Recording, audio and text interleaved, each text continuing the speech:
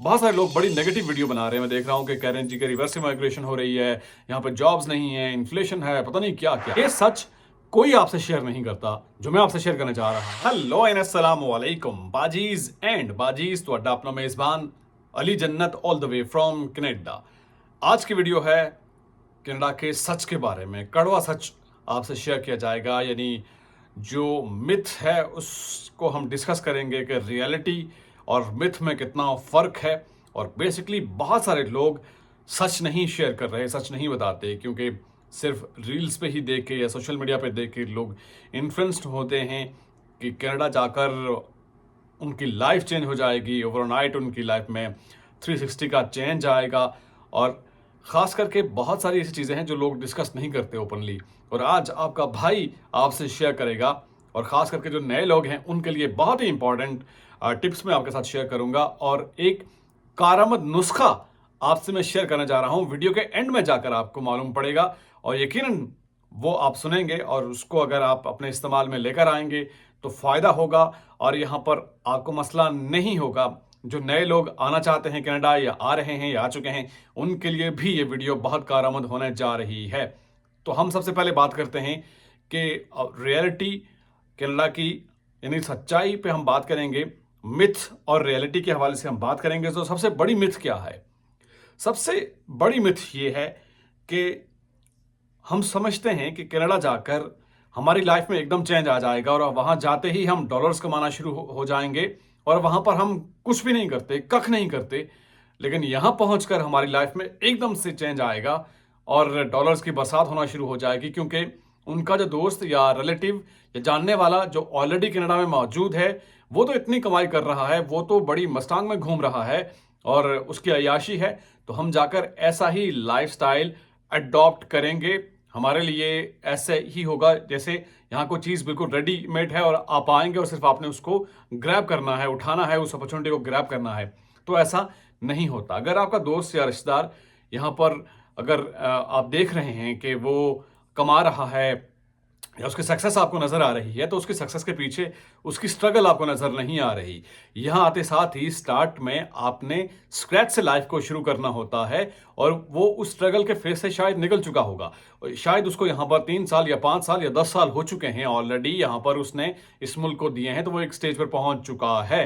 तो इसलिए आपको सिर्फ उसकी इंस्टाग्राम स्टोरी देखते हैं या फेसबुक पे देखते हैं तो आपको लगता है कि यार उसकी लाइफ तो वो एंजॉय कर रहा है, वो तो मजे में है, तो हम भी जाकर ऐसा ही करेंगे। नहीं, उसकी लाइफ, उसका जो स्ट्रगल फेस है, वो आपने नहीं देखा, तो वो एक इंटायरली डिफरेंट चीज है। तो आपने जीरो से स्टार्ट करना है, तो किसी के साथ मवाजना आपने नहीं करना, और यहां आते साथ ही सारी चीजें आपको नहीं मिलेंगी।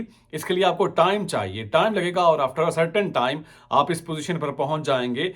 कनाडा ऐसा मुल्क है, याद रखिएगा, कि ये आपको नवाजता जरूर है, आपको रिवॉर्ड जरूर देता है। बहुत सारे लोग बड़ी नेगेटिव वीडियो बना रहे हैं। मैं देख रहा हूं कि कह रहे हैं जी कि रिवर्स माइग्रेशन हो रही है, यहाँ पर जॉब्स नहीं है, इन्फ्लेशन है, पता नहीं क्या क्या।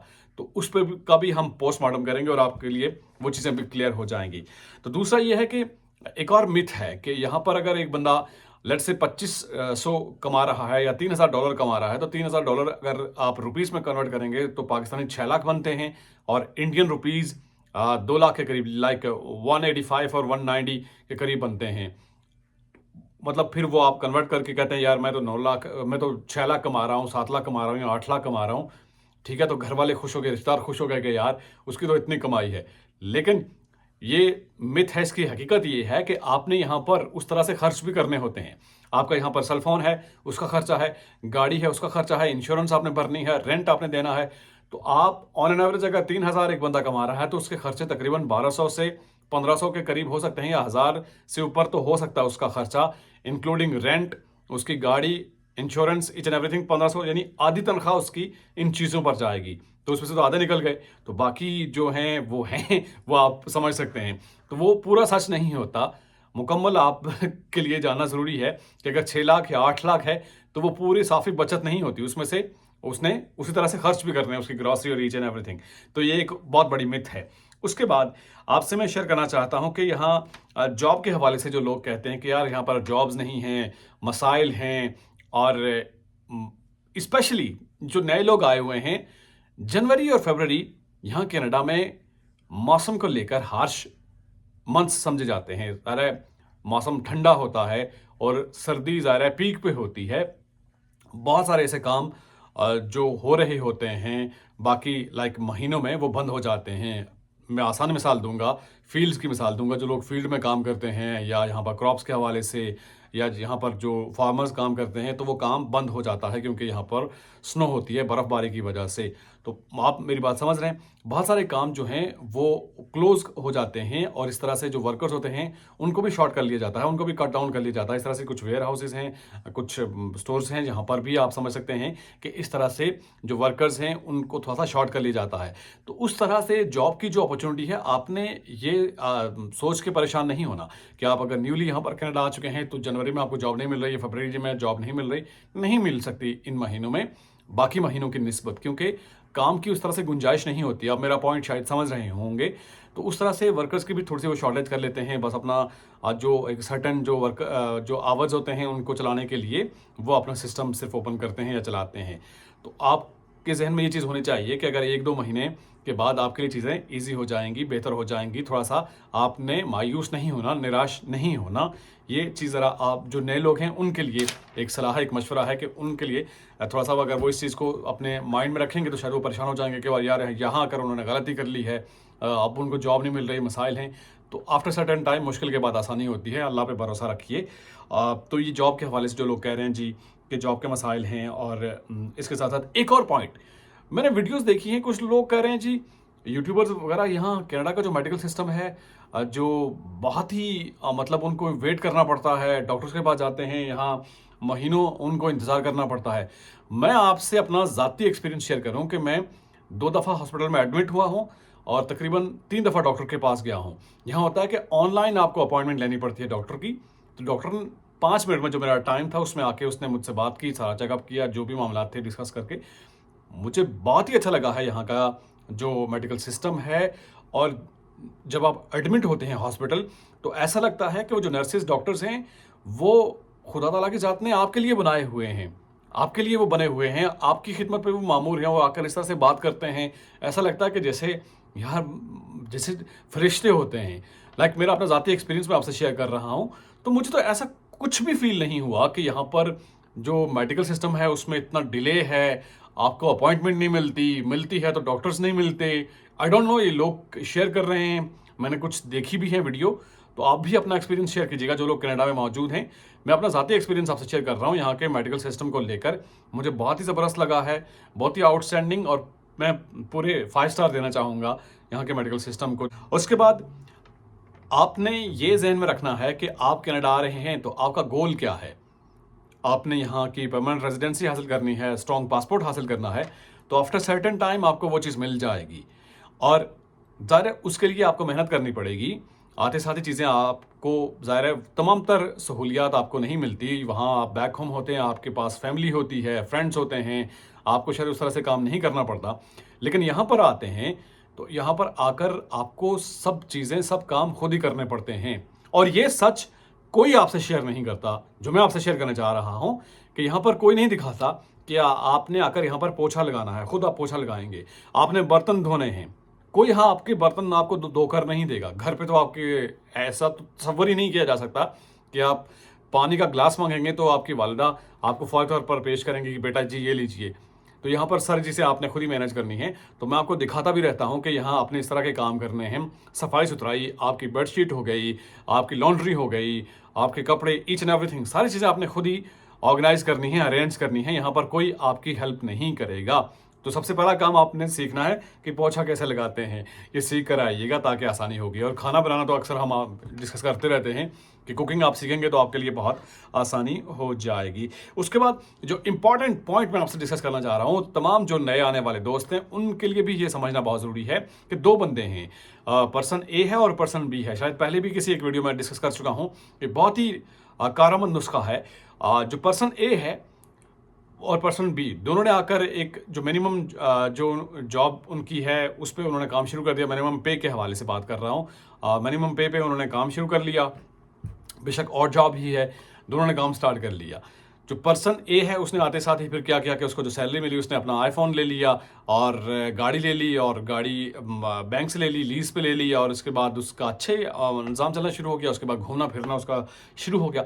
जो पर्सन बी था उसके बाद जो पुराना फ़ोन था अपना, वो फजल बख्श वाला छोटा फ़ोन, बेशक या थोड़ा बड़ा फ़ोन जो जो जो घर से लेकर आया है, उसी फ़ोन पे ही उसने रिलाय किया। उसने नया फ़ोन नहीं लिया। आईफोन का नया मॉडल 14 प्रो मैक्स या नया को आईफोन का जो मॉडल है वो उसने तरजीह नहीं दी। उसने पुराने फजल बख्श के फ़ोन पे ही कहा कि मेरे लिए अभी यही सही है। तो उसने वो उस पर गुजारा किया, और उसने कोई गाड़ी एक्स्ट्रा मतलब नहीं ली, खर्चा नहीं किया। उसने कहा कि आफ्टर सर्टन टाइम में ले लूँगा, लाइक पब्लिक ट्रांसपोर्ट को ही वो यूज़ कर रहा था। तो उस तरह से जो उसकी जो सैलरी थी उसने थोड़ा सा नपे तुले अंदाज में लेकर वो चला आगे। तो 5 साल का हम मुवाज़ना करते हैं। मैं नहीं कह रहा कि 5 साल में उसने नहीं लिया, लेकिन जब उसकी ज़रूरतें बढ़ती गई तो उसने ज़रूरतों के मुताबिक चीज़ें अपनी ली, और अपनी जो मामलात हैं उनको एक्सटेंड करना शुरू किया। तो पर्सन ए जो है, आपको यहाँ मालूम नहीं होता कि आप एक दिन जॉब पे जा रहे हैं, शायद अगले दिन आपको कहेंगे यार जॉब पे हमें आपकी ज़रूरत नहीं है। यू नेवर नो, ठीक है, आपको अंदाज़ा नहीं होता आप क्या करेंगे। तो पर्सन ए की जॉब भी शायद खत्म हो जाए, या दोनों की जॉब खत्म हो सकती है। अगर जॉब खत्म हो गई तो पर्सन ए है वो तो फिर खसारे में चला गया, वो तो और कर्जे तले दब जाएगा, क्योंकि उसने फ़ोन का बिल भी पे करना है, और उसके अलावा गाड़ी का जो इंश्योरेंस है, और जो बैंक की जो लीज़ की जो पेमेंट है, इंस्टॉलमेंट भी भरनी है, रेंट भी देना है। तो ऐसे में वो लाज़मन किससे कर्जा लेगा, पैसे मांगेगा, घर वालों से पैसे कहेगा कि दे मुझे यहाँ रहने के लिए, तो उसके लिए तो मुश्किल हो जाएगी। जो पर्सन बी था उसने साथ साथ आपकी जो मिनिमम सैलरी है वो तो आ रही है, उसने साथ साथ अपनी स्किल्स पे काम किया। उसने सोचा कि मुझे किस काम में इन्वेस्ट करना चाहिए, यानी उसका एंटरप्रेन्योरल माइंड था। उसने कहा कि इन्वेस्टमेंट भी करनी चाहिए ताकि मुझे साइड्स अर्निंग भी आनी चाहिए, और इसके साथ साथ उसने ज़रा ट्रेडिंग के हवाले से, बाकी चीज़ों के हवाले से सीखना शुरू किया। तो 5 साल के बाद जो पर्सन ए है और जो पर्सन बी है उसमें मवाजना आप देखिएगा कि पर्सन बी जो है उसने यहाँ पर, ज़ाहिर है कनाडा ऐसा मुल्क है कि जो आपको नवाजेगा, आपको परमानेंट रेजिडेंसी तो मिल जाएगी, पासपोर्ट भी मिल जाएगा यहाँ का, और उसने घर भी ले लिया, और इसके बाद उसने बिजनेस भी ले लिया, और 2-3 मुल्कों का विजिट भी कर लिया। और जो पर्सन ए है वो अभी तक अपने घर वालों को वही कहानियाँ सुना रहा है कि यहाँ पर बहुत मसाइल हैं, मेरी सैलरी तो इतनी कम है, इसमें तो गुजारा ही नहीं हो रहा, यहाँ खर्चे पूरे नहीं हो रहे, क्योंकि उसने लाइबिलिटीज़ का जो बोझ अपने कांधों पे डाला है वही मुश्किल से पूरा कर रहा है। और उसने अभी तक शायद वापस घर का भी दौरा ना किया हो, घर का विजिट ना किया हो। तो दूसरा जो बंदा है वो सिर्फ उस कम से कम जो मिनिमम जो सैलरी थी, जो वेज थी, उस पे उसने गुजारा नहीं किया। उसने जो सोर्स ऑफ अर्निंग थे डिफरेंट, उन पे उनको एक्सप्लोर किया, और इसके साथ साथ उसने स्किल पे काम करना शुरू किया ताकि उसके साइड अर्निंग उसके पास आए, और बिजनेस में उसने इन्वेस्ट किया। तो आज 5 साल के बाद वो कहाँ खड़ा है, और जो पर्सन ए है वो कहाँ खड़ा है, आप ये मवाजना खुद कर सकते हैं। तो इस तरह से आपने कौन सा पाथ चूज करना है, आप पर्सन ए बनना चाहते हैं या पर्सन बी बनना चाहते हैं, ये आप पे डिपेंड करता है कि यहाँ आते साथ ही आप लवाजमात से महसूस होना चाहते हैं, क्योंकि कनाडा आपको अपॉर्चुनिटी देता है, हर अपॉर्चुनिटी देता है जो आप ग्रैब करना चाहते हैं। तो ये आप पे डिपेंड करता है कि आप कौन सा पाथ पे चूज करते हैं, और अल्टीमेटली कनाडा आपको रिवॉर्ड तो करता ही है। मैं बारहा मैं कह रहा हूँ कि यहाँ आपको शहरियत दी जाती है, पीआर मिलती है, और बहुत सारी फैसिलिटीज़ मिलती हैं। तो इसलिए कनाडा के बारे में जो लोग नेगेटिव बातें कर रहे हैं, मैं तो ज़रा ऑप्टिमिस्टिक बंदा हूँ, और इसके साथ साथ जो अच्छाइयाँ हैं, अच्छाइयाँ बयान करनी चाहिए। और मेरी कोशिश ये होती है कि लोगों को भी मोटिवेट किया जाए, और जो जिन लोगों के पास जॉब नहीं है, ज़ाहिर है वो इस वक्त परेशान हो रहे होंगे, तो परेशानी वाली बात नहीं है, मुश्किल के बाद आसानी होगी। आप अपनी स्किल्स पे काम कीजिए, अपनी स्किल्स को पॉलिश कीजिए, तो इंशाल्लाह आपको कामयाबी ज़रूर मिलेगी। आपसे मुलाकात होगी नेक्स्ट वीडियो में। आप मुझे सजेस्ट कर सकते हैं नेक्स्ट वीडियो किस टॉपिक पे हो। टिल देन, मेरा और आपका अल्लाह मालिक।